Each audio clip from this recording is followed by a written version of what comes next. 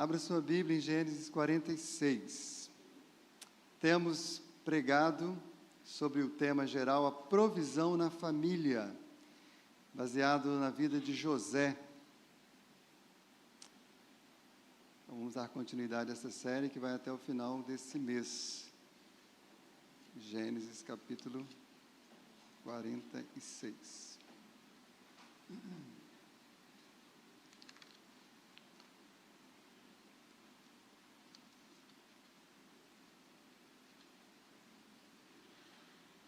Os irmãos podem acompanhar em silêncio a leitura da palavra de Deus. Partiu, pois, Israel com tudo que possuía e veio a Berseba, e ofereceu sacrifícios ao Deus de Isaque, seu pai.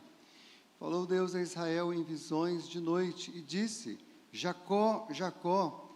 Ele respondeu: Eis-me aqui. Então disse: Eu sou Deus, o Deus de teu pai. Não temas descer para o Egito, porque lá eu farei de ti uma grande nação. Eu descerei contigo para o Egito e te farei tornar a subir, certamente. A mão de José fechará os teus olhos. Então se levantou Jacó de Berseba, e os filhos de Israel levaram Jacó, seu pai, e seus filhinhos e as suas mulheres nos carros que Faraó enviara para o levar. Tomaram seu gado e os bens que haviam adquirido na terra de Canaã e vieram para o Egito, Jacó e toda a sua descendência. Seus filhos e os filhos de seus filhos, suas filhas e as filhas de seus filhos e toda a sua descendência, levou-os consigo para o Egito. E são estes os nomes dos filhos de Israel: Jacó e seus filhos que vieram para o Egito: Ruben, o primogênito de Jacó, os filhos de Ruben, Enoque, Palu, Esrom e Carmi, os filhos de Simeão, Jemuel, Jamim, Oade, Jaquim, Zoá e Saul, filho de uma mulher cananeia, os filhos de Levi, Gerson, Coate e Merari, os filhos de Judá, Onã, Selá, Perez e Zera. E Onã, porém, morreram na terra de Canaã. Os filhos de Perez foram Esrom e Amu. Os filhos de Sacar, Tola, Pulva, Jó e Sihom. Os filhos de Zebulon, Sered, Elon e Jaleel. São estes os filhos de Lia, que ela deu à luz a Jacó em Padã Arã, além de Diná, sua filha, todas as pessoas de seus filhos e de suas filhas, 33. Os filhos de Gades, Efion, Hagi, Suni, Esbom, Eri, Arode e Areli. Os filhos de Aser, Rimena, Imna, Isvá, Isvi, Berias, Sera, irmã deles. E os filhos de Berias, Eber e Malquiel. São estes os filhos de Zilpa, a qual Labão deu a sua filha Lia. E estes deu ela à luz a Jacó, a saber, 16 pessoas. Os filhos de Raquel, mulher de Jacó, José e Benjamim. Nasceram a José na terra do Egito, Manassés e Efraim, que lhe deu à luz a Asenate, ou Azenate, filho de Potífera, sacerdote de On. Os filhos de Benjamim, Belá, Bequer, Asbel, Gera, Naamã, Eis, Ros, Mupim, Upim e Arde. São estes os filhos de Raquel que nasceram a Jacó, ao todo 14 pessoas. O filho de Dan, Uzim, os filhos de Naphtali, Jezreel, Gunim, Jezer e Silém. São estes os filhos de Bila, a qual Labão deu a sua filha Raquel, e estes deu ela à luz a Jacó, ao todo 7 pessoas. Todos os que vieram com Jacó para o Egito, que eram os seus descendentes, fora as mulheres dos filhos de Jacó, todos eram 76 pessoas. Os filhos de José, que lhe nasceram no Egito, eram 2. Todas as pessoas da casa de Jacó que vieram para o Egito foram 70. Jacó enviou Judá diante de si a José para que soubesse encaminhá-lo a Gósen, e chegaram à terra de Gósen. Então José aprontou o seu carro e subiu ao encontro de Israel, seu pai, a Gósen. Apresentou-se, lançou-se-lhe o pescoço e chorou assim longo tempo. Disse Israel a José: Já posso morrer, pois já vi o teu rosto e ainda vives. E José disse a seus irmãos e à casa de seu pai: Subirei e farei saber a Faraó e lhe direi: Meus irmãos e a casa de meu pai, que estavam na terra de Canaã, vieram para mim. Os homens são pastores, são homens de gado, e trouxeram consigo o seu rebanho. e o seu gado e tudo o que tem. Quando, pois, Faraó vos chamar e disser, qual é o vosso trabalho? Respondereis, teus servos foram homens de gado desde a mocidade até agora, tanto nós como nossos pais, para que habiteis na terra de Gósen, porque todo pastor de rebanho é abominação para os egípcios. Nesses domingos que temos pregado a partir da vida de José, naturalmente, nós não queremos aqui exaltar a José, mas sim exaltar o Deus José. E temos chamado a atenção para esse Deus que ele cria, que ele serviu e que guiou a sua vida e a sua família. E a gente pode falar tanta coisa sobre Deus a partir da vida de José, que poderíamos ter o ano inteiro, talvez anos, pregando só sobre isso, que ainda faltaria tempo para falar de tudo que Deus revelou e se mostrou e fez na vida de José. Mas então, hoje eu quero falar sobre o tema, o Deus da providência, porque a providência, essa capacidade divina, ela está muito presente na vida de todos os seres humanos, obviamente, mas especialmente aqui na vida de José, né? E uma coisa simples que a gente pode observar nessa palavra, providência, é a própria formação dela, né? Pró é um prefixo que tem a ver com aquilo que vem antes, que vem com antecedência. Vidência é uma palavra que aponta para aquilo que você vê, que você enxerga. Então, providência fala daquilo, da sua visão do futuro, né? Em certo grau, todos nós aqui agimos com uma certa providência, não é verdade? Eu vou viajar, você tem providências a tomar sobre isso. Eu vou me casar, você tem providências, você visualiza o que você quer, onde vai morar e começa a agir para que aquilo, de fato, aconteça. Isso é uma das coisas que Deus compartilha com a sua criatura, né? Ele colocou essa capacidade em nós de, em algum grau, agirmos com certa providência.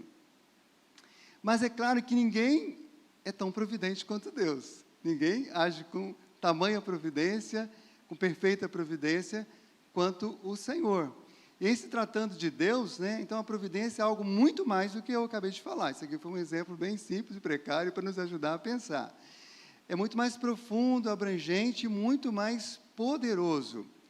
E precisamos, nós, cristãos, estarmos sempre lembrando que o mundo sem Deus, as pessoas que não conhecem a Cristo, não conhecem a palavra, esse conceito de providência, como vamos falar aqui hoje, é totalmente esquisito para eles. Na verdade, eles nem têm essa percepção, né, da providência divina. As pessoas vivem nesse mundo totalmente alheio a Deus e a sua providência, como a Bíblia ensina, né? E a grande verdade é que mesmo entre os cristãos, existem muitas controvérsias relacionadas à providência. A gente tem visto teólogos, inclusive aqui brasileiros, se debaterem e se discordarem quanto a este assunto da providência. Mas, como sou cristão presbiteriano reformado, estou numa igreja reformada, é aquilo que eu acredito, obviamente eu quero trazer uma reflexão a partir também do nosso pensamento reformado de providência, para que você possa acolher, meditar, pensar, e assim que o Senhor fale o seu coração.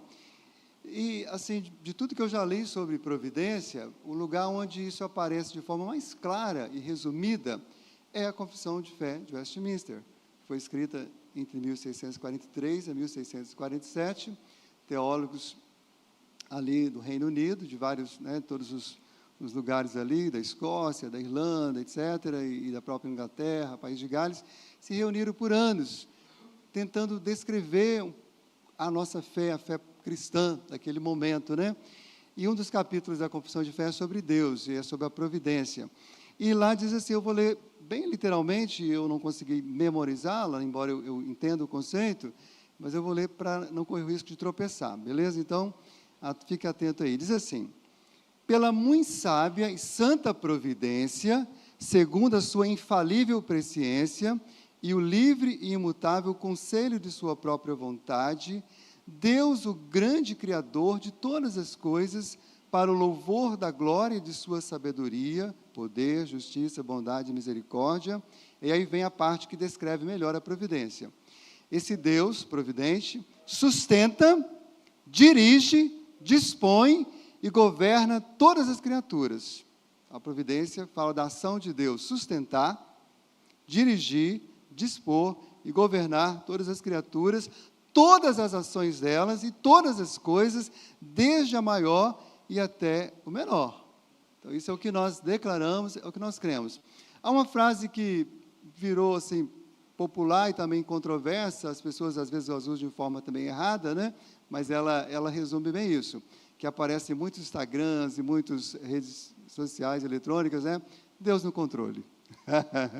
E essa frase tem sido, se você colocar Deus no controle na internet, você vai ver gente falando concorda, gente que não concorda, né?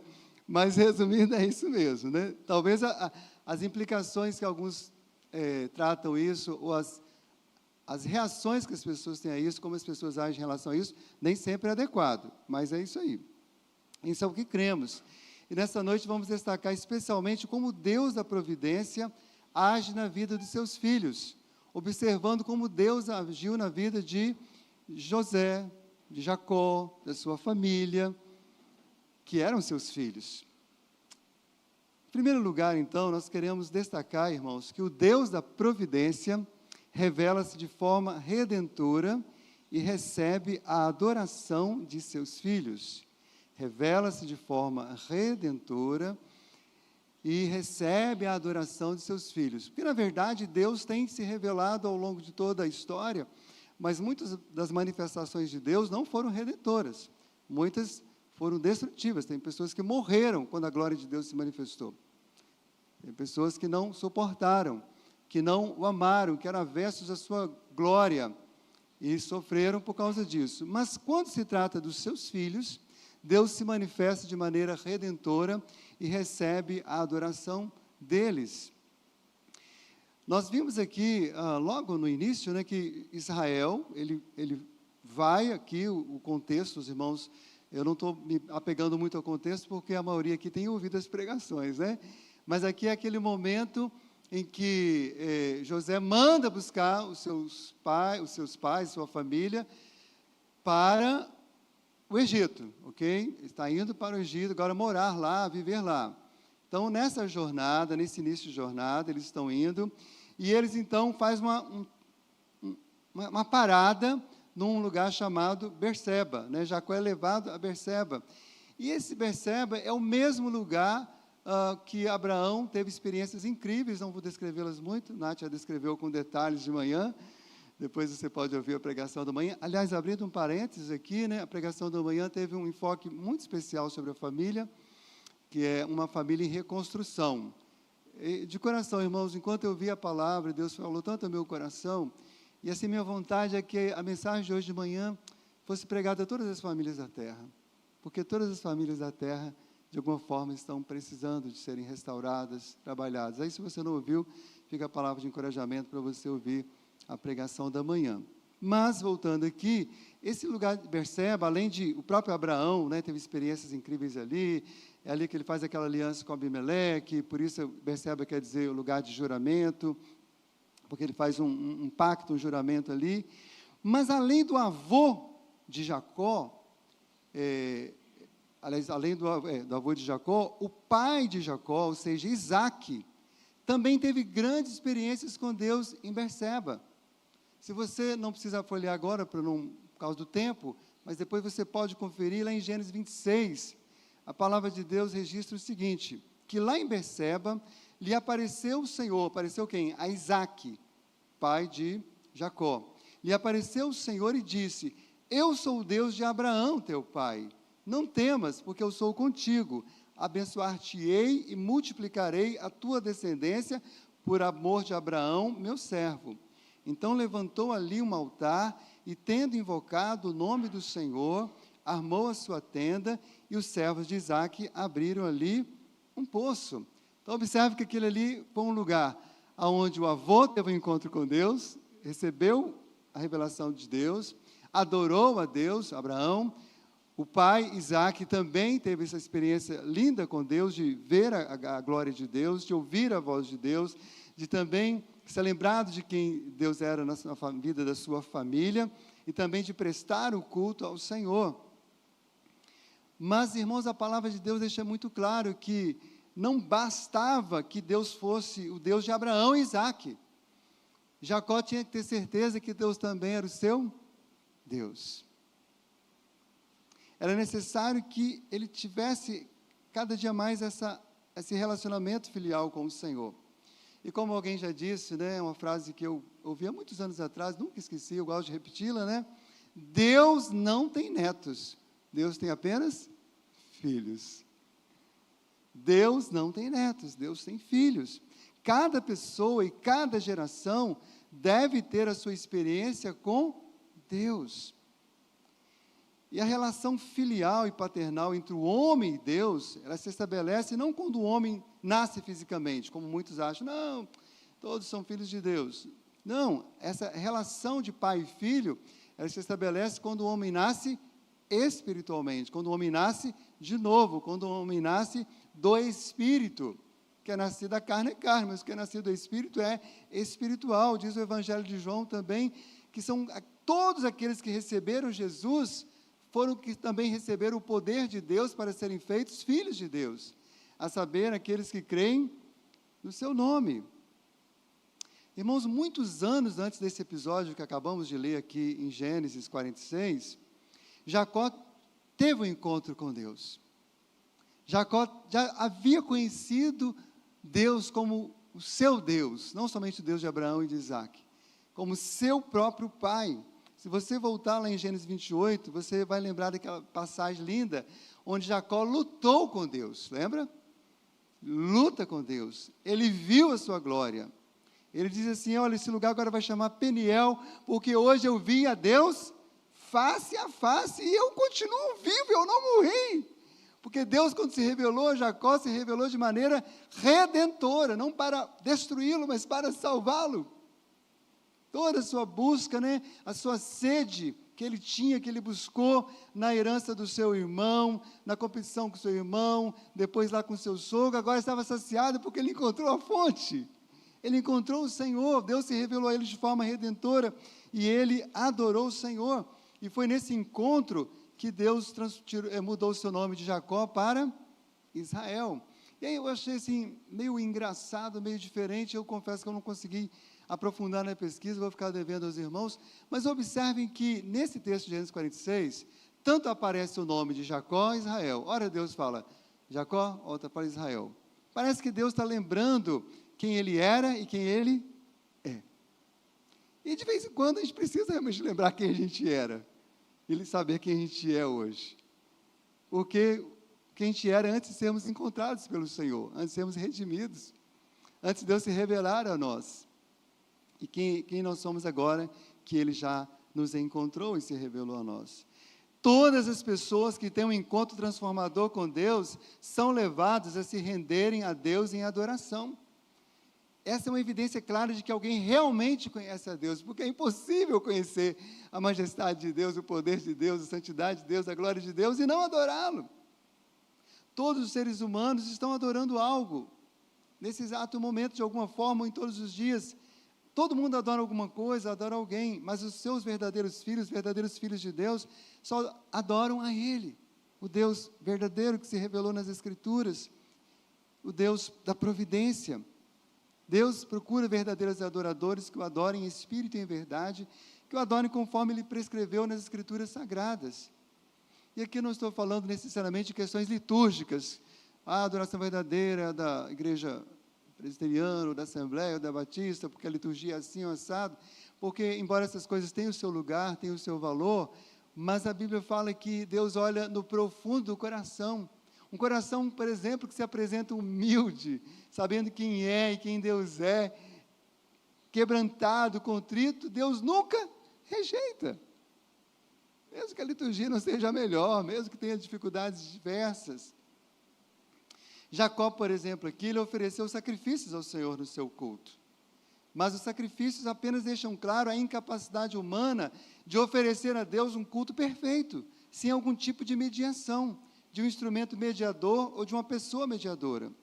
E lá no Antigo Testamento, os mediadores eram os sacerdotes e os sacrifícios. A gente sabe disso, mas tanto os sacerdotes quanto os sacrifícios apontavam para o verdadeiro sacrifício e único mediador, o Senhor Jesus. Então, sem Cristo, não há verdadeira adoração. Sem o encontro com Jesus, sem a revelação de Jesus na vida de um ser humano, não existe verdadeira adoração. Irmãos, uma demonstração indispensável dessa humildade diante de Deus é justamente reconhecermos que somos pecadores imperfeitos e abraçarmos o mediador perfeito, que é o Senhor Jesus, e excluir todos os mediadores que nós usávamos até então. É por isso que hoje há muita gente que se diz cristã, mas que não presta um culto agradável a Deus, porque se vale de tantos mediadores, quando a Bíblia diz lá em 1 Timóteo 1,6 que há um só Deus e um só mediador entre Deus e os homens. A palavra de Deus é muito clara, irmãos. Havendo Deus outrora falado de muitas vezes aos pais pelos profetas, nesses últimos dias nos falou pelo Filho, a quem constituiu herdeiro de todas as coisas, pelo qual também fez o universo. É por meio de Cristo que nós podemos ter ousadia, coragem de estar num lugar como esse, cantar, dirigir a Ele e contemplar a sua face, a sua glória, sabendo que Ele vai nos abençoar. Então, o Deus da providência revela-se de forma redentora e recebe a adoração de seus filhos. Mas, em segundo lugar, o Deus da providência garante sua presença, suas promessas e seu cuidado com os seus filhos. O Deus da providência garante sua presença, suas promessas e seus cuidados aos seus filhos.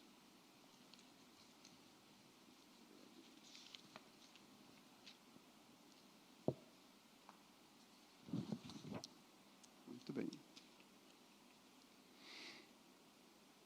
Aqui nessa teofania, nessa manifestação divina, nesse maravilhoso encontro, Deus diz assim para ele: não temas descer para o Egito, porque lá eu farei de ti uma grande nação. Eu descerei contigo para o Egito, e farei tornar subir certamente. A mão de José fechará os teus olhos. Meus irmãos, essa é uma das grandes bênçãos que o adorador verdadeiro recebe do Deus da providência. A garantia de sua presença contínua, não um dia Deus comigo, um dia Deus sem mim, ou eu sem Deus, fora de mim, todos os dias, cumprimento das suas promessas e seu cuidado constante.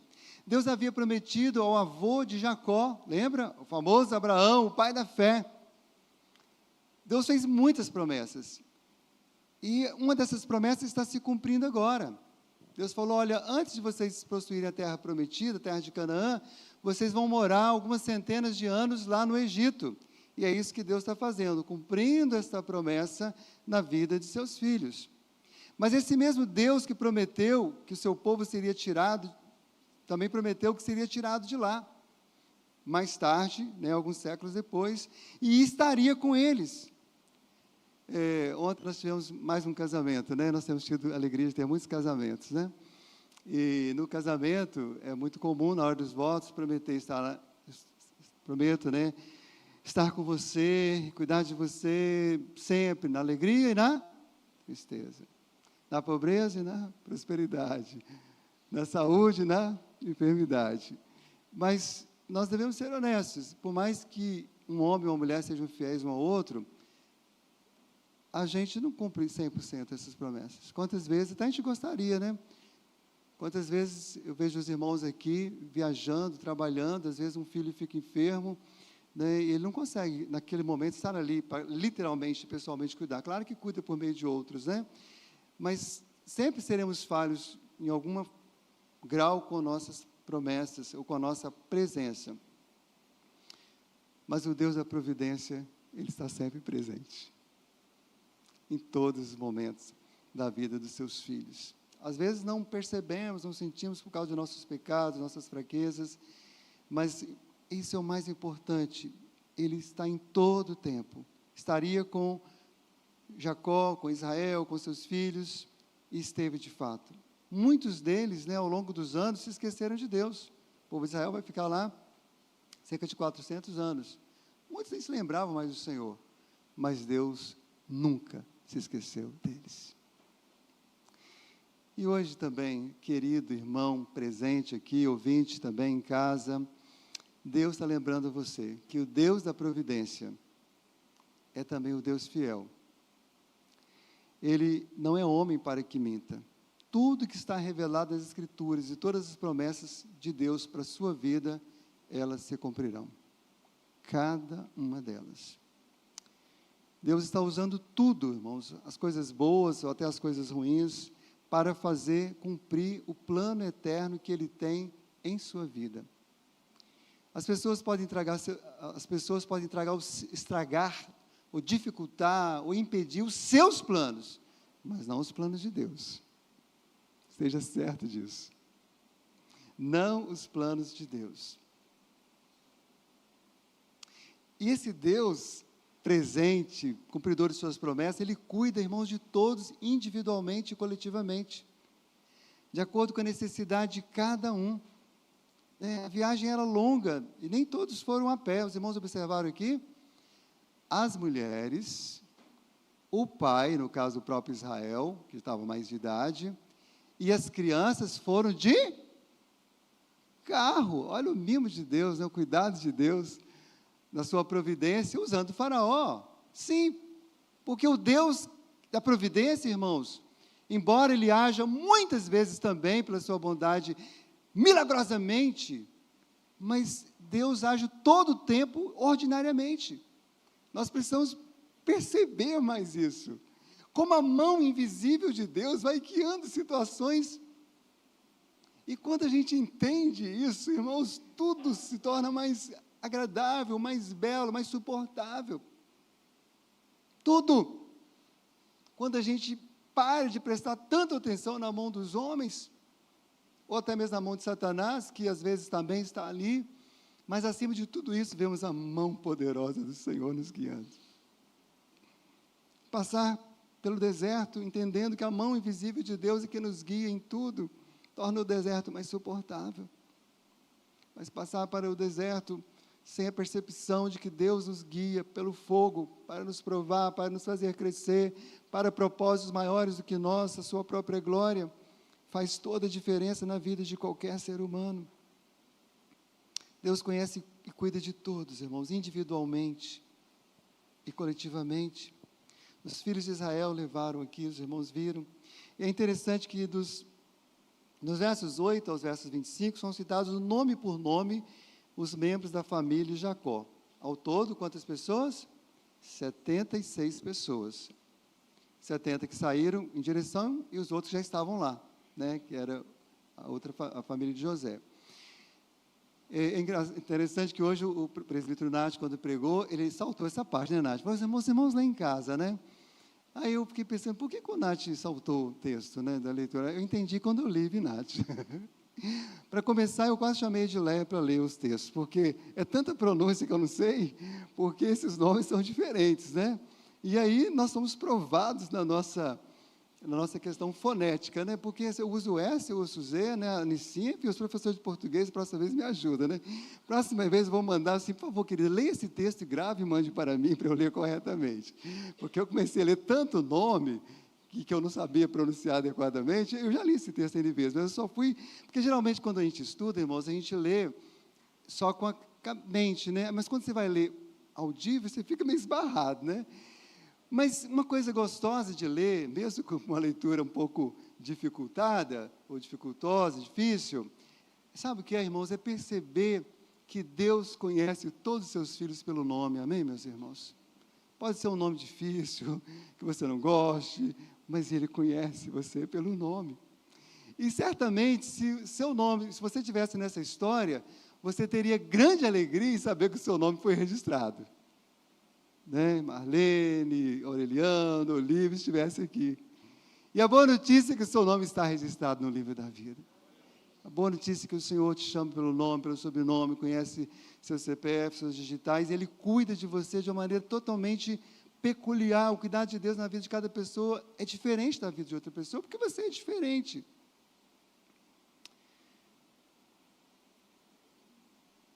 Isso mostra, irmãos, o Deus da providência, conhecendo e nos ajudando nas nossas deficiências, limitações. E o mais importante, que Deus cuida de cada um. O Deus da providência provê das mais variadas formas, como nós já compartilhamos aqui. E tem uma forma aqui meio inusitada, né? Conforme o Nath lembrou nesta manhã, havia um preconceito dos egípcios com os pastores, né? As pessoas com essa profissão, assim como hoje também muitas pessoas têm preconceito com certas profissões. Mas o próprio preconceito egípcio contra a profissão de pastor, né, de cuidar de ovelhas, Deus usa esse preconceito de uma forma providente para lhes dar uma terra fertilíssima, para onde eles vão e criam gado e ficam poderosos. Passam-se centenas de anos e o povo de Israel prosperou tanto que o faraó fica com medo. Então, irmãos, a gente não precisa ficar desanimado, afligido demasiadamente com nada neste mundo, porque a pior tragédia Deus pode usar para o meu bem e o seu bem, ainda que na hora seja doloroso, mas Ele vai guiando. E o mais maravilhoso é que o próprio Cristo prometeu estar conosco todos os dias, até a consumação dos séculos. E todas as promessas de Deus para os seus filhos se cumprem em Cristo. Paulo, escrevendo aos Coríntios, ele fala sobre isso. Porque quantas são as promessas de Deus, tantas tem nele o sim, falando em Cristo, porquanto também por ele é o amém, para a glória de Deus, por nosso intermédio. Então, promessas que são verdadeiras em relação aos filhos de Deus, Satanás pode dizer não, o mundo pode dizer não, todo mundo pode dizer não, mas Jesus diz sim. E uma das promessas mais lindas, irmãos, é que aquele que começou a boa obra há de completá-la, em nome de Jesus. Então, não temos que ter medo, não temos que ficar desesperados, temos que ter certeza da nossa, e convicção da nossa salvação. O meu Deus, segundo a sua riqueza em glória, há de suprir em Cristo Jesus cada uma de vossas necessidades. Cada uma será suprida em Cristo Jesus. Esse é o Deus da providência, que garante sua presença, sua promessa, seu cuidado com os seus filhos. Isso está disponível a todos os discípulos de Jesus em Cristo. Amém, meus irmãos? Terceiro e último lugar, queremos destacar que o Deus da providência restaura os relacionamentos quebrados de seus filhos. O Deus da providência restaura os relacionamentos quebrados de seus filhos. Bom, quem conhece a história de Jacó, dispensa muitos comentários, então vou ser bem resumido aqui, falando da questão de relacionamentos.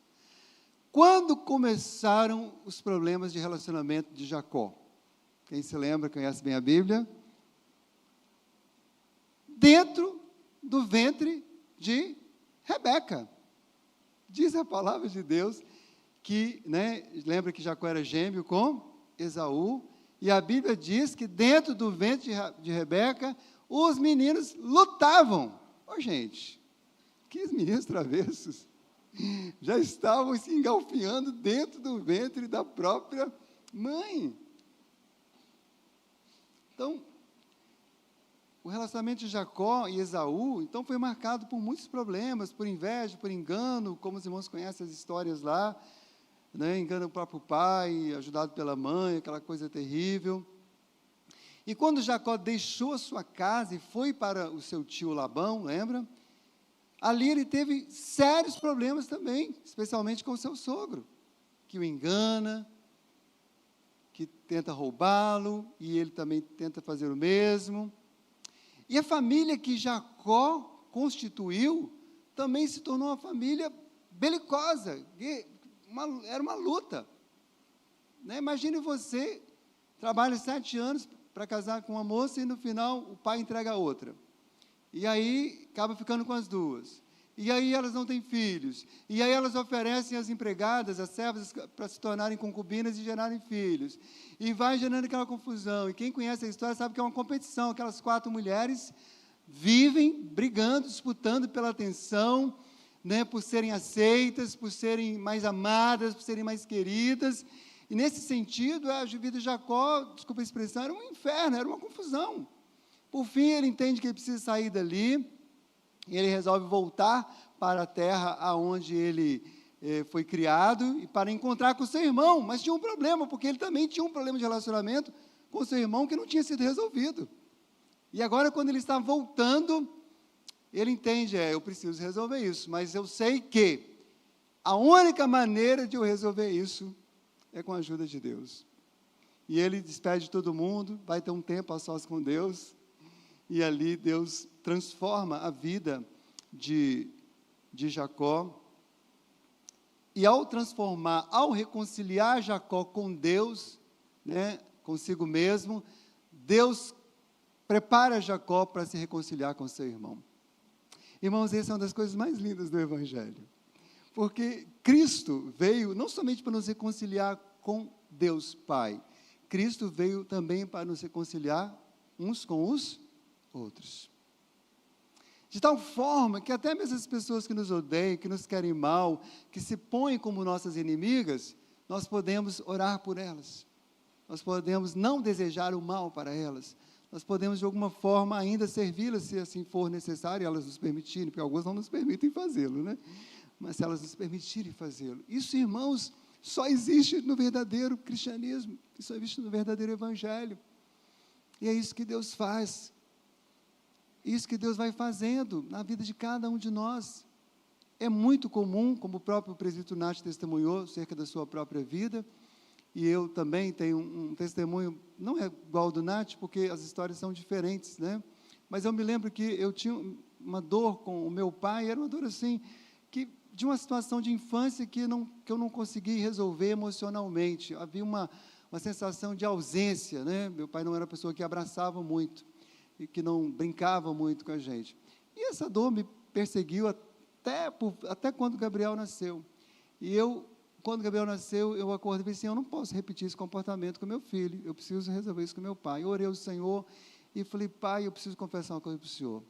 Eu não tenho raiva do Senhor, nunca tive ódio, não tenho dúvida que o Senhor me amava, que o Senhor me ama, mas eu precisava compartilhar isso. Eu não me lembro de um abraço do Senhor da minha infância. E meu pai falou assim, meu filho, eu não me lembro realmente disso. E eu nem imaginava que eu tivesse causado tanta dor. Meu pai já era um servo de Deus, diferente do pai do Nath, né? E meu pai falou assim, olha, o que eu posso fazer se não te pedir perdão e te dar um abraço? E nós levantamos, nos abraçamos. E de lá para cá, muitos abraços aconteceram. Às vezes são coisas simples, ou coisas mais profundas, como foi a situação que o Nath viveu, seja com um irmão, uma irmã, seja quem for. O texto que fala nas promessas, né, que, olha, José vai fechar os seus olhos, né, fala da morte, né, de Jacó, que vai acontecer, isso acontece mesmo, né, fecha, depois traz lá na frente, o corpo é trazido para Canaã. Eu já tive muitas situações de velório, onde havia uma mãe de vários filhos ali, do lado do caixão tinha uma pessoa inimiga da irmã ou do irmão do outro lado. E já vi, pela graça de Deus, alguns se quebrantarem naquele momento, mas já vi também ambos seguirem para o sepultamento e irem para suas casas, continuando inimigas. Mas quando Cristo age, as barreiras caem em nome de Jesus. A gente pode perdoar, a gente pode se reconciliar, a gente pode recomeçar. Não estou dizendo que a pessoa vai ser o melhor amigo, vai ser amigo íntimo, isso aí é uma história. Confiança e aprofundamento de relacionamento demanda tempo. Mas o perdão, a reconciliação, a graça tem que ser rápidos para abençoar e para sermos abençoados. Então, toda essa história vai sendo resgatada. Os irmãos sabem, né, a preferência declarada que Jacó tinha por José causou muitas dores a todos os demais filhos, a ponto de eles pensarem em matar José. Mas, por fim, o venderam como escravo para os midianitas. José seguiu o curso de sua vida e, pela graça de Deus, depois de tantos reveses, se tornou a pessoa mais importante do Egito depois de Faraó. Mas, irmãos, todo o sucesso de José não foi capaz de curar totalmente a sua dor. A sua dor foi totalmente curada no dia que ele reviu seu pai. Diz a palavra que quando ele viu, ele se lançou no seu pescoço e ele o abraçou afetuosamente. Diz a palavra que ele chorou por longo tempo, ali Deus estava completando a restauração naquela família. Se for preciso, em nome de Jesus, meu irmão, você que está nos ouvindo nessa noite, onde quer que seja, procure quem for preciso. Abrace longamente, chore, perdoe, peça perdão, mas não deixe relacionamentos despedaçados. Não deixe Deus curá-los, transformá-los. É isso que Cristo veio fazer. Malaquias, o grande profeta lá, último livro da Bíblia, no capítulo 4, verso 6, falando sobre Jesus, ele profetizou: Ele converterá o coração dos pais aos filhos, e o coração dos filhos aos pais, aos seus pais, para que eu não venha e fira a terra com maldição. Irmãos, se há uma coisa que entristece o coração de Deus, é justamente pais e filhos que ainda não foram reconciliados, porque Deus é Pai, e Ele sabe a dor de ver tantos filhos que ainda não foram reconciliados. Mas cada filho que é reconciliado, há alegria no céu e alegria na terra. A família de Deus aumenta. Quero concluir esta palavra lembrando que o Deus da providência revela-se de forma redentora e recebe a adoração de seus filhos. Garante sua presença, cumprimento de suas promessas e o seu cuidado aos seus filhos. E, por fim, restaura completamente os relacionamentos quebrados de seus filhos. Que Deus nos abençoe. Amém, meus irmãos?